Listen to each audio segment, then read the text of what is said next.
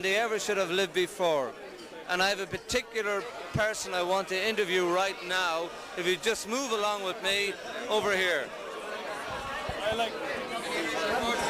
Mr. Fleming, Mr. Fleming, while you're here, I just want to know, in 1968 when the Word disbanded, in 68, you won £5 on a horse called Fine Avon.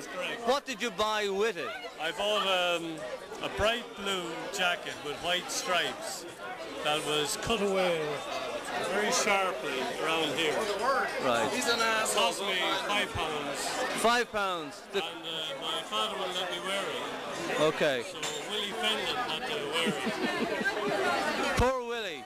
Anyway, that jacket was bought to be worn to a Word gig, but as John has explained, he was not allowed wear it. Okay. Cut. It's here tonight. One of the main players in this main band. Come on, Leo. Could you please answer a few questions for us tonight? I'm here tonight on behalf of Action Magazine, who has now gone visual.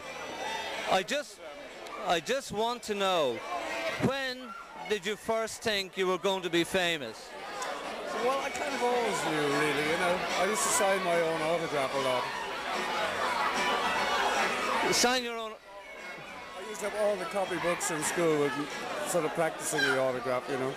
Now, you were an obvious talent. Everybody recognized your talent from an early age, right? There were people like Mozart, Chopin, and Leo O'Kelly. Knew them well, and you have certain things in common. Could you please tell us a little bit about your temperament? Well, I'm not quite as temperamental as Wolfgang Amadeus, but a bit more temperamental than Frederick. When you die, how would you like to be remembered?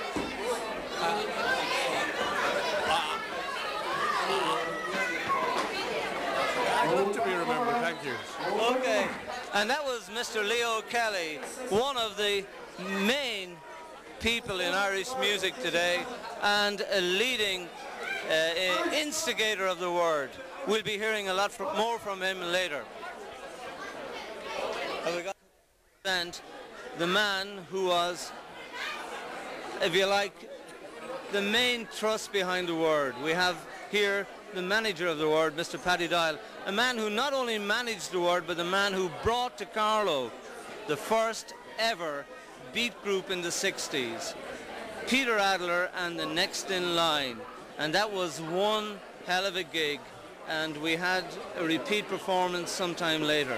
Now, could you please tell us a little bit about Peter Adler first before we move on to the Word? One thing about Peter was he had a very strange way about him. Yeah. You remember one number that really used to stick out in everyone's mind? We invite you to dinner with Dracula. That's right. And when he used to do that, I tell you, he'd stop there. I've seen old ladies of 60 years of age at that time really getting up. Yeah. And they really enjoyed him. He was something, I don't know, he was, I suppose, how would you say, one of the best musicians of all time in his day. Yeah. His father, of course, before him was a fantastic harmonica player. Tremendous man. Yeah, yeah. About the Word itself, when the Word in the 60s, in the late 60s, when the Word were on the go, we had many a memorable gig, many a memorable night. We went to Belfast to see Jimi Hendrix. Jimi Hendrix. I still have a ticket, believe it or not. 1967. 1967. Lucky to get back in one piece. Look, very, very lucky. We got lost in Belfast, but we at the time there was no trouble as such. Right. We found very nice people, actually, believe it or not. Now, if you have any regrets about the Word, what would they be? The breaking up. The breaking up. And what do you think the future for the Word could have been? Oh, I'd say you two wouldn't even be heard of. There'd be a second-rate team to them. There were Andrew Lugs Oldham, who managed the Rolling Stones. Yeah. Thought they were one of the best groups. He actually invited us over to England to do gigs over there, but being young lads at the time and sort of very naive and nervous, we didn't take the ball. There was an open goal, let's put it that way, and we just didn't take the kick out and put in the net. Not like Robbie Fowler the other night. Now, before we finish, Paddy, the word played in memorable arenas. The most memorable for me was the Cat's Paradise in Atara. Could you talk a little bit about the Cat's Paradise? Cat's Paradise. Did we ever get to the Cat's Paradise? Was there ever a night that we went over there wasn't a row?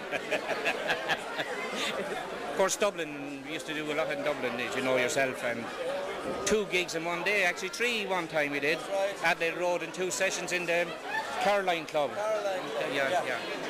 Radio Caroline used to be going that time. We were supposed to go on the ship with Rome there. They had a right time there. It was a good life. Great to have them back together, I think. Well, it's great to see the word 30 years on, back together. Everybody here, everybody associated with the word, with the exception of one person, Berto Kelly. Berto Kelly. Berto, unfortunately, is sick.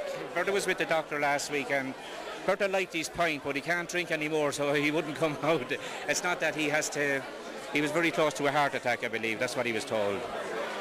So Berto was a roadie. Berto was the main man. He was a great motivator. Berto was a troubleshooter and a bodyguard and everything. Absolutely. So he was. Or minder, as what they call him nowadays. We'll talk to you later, Paddy. Right, Brennan. It's very nice to speak to you. Thank you. We have here with us the most famous male groupie of the band, Tony.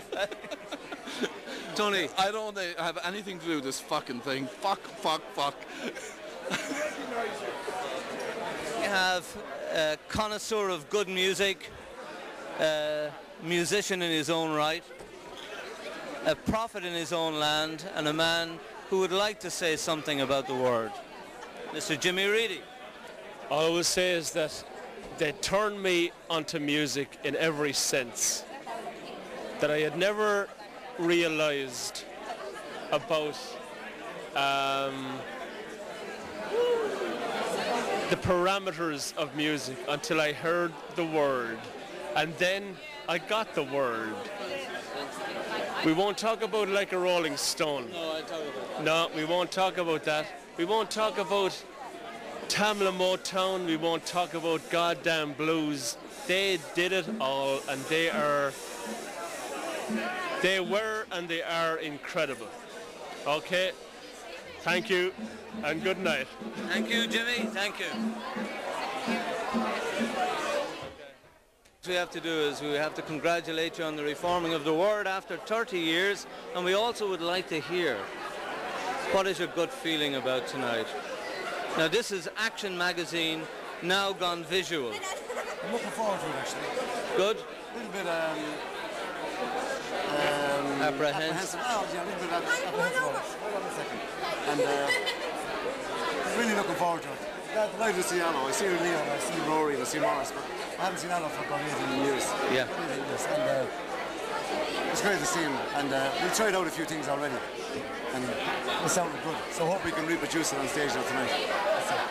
Do you think if the word had stayed together in 1968, what would have happened?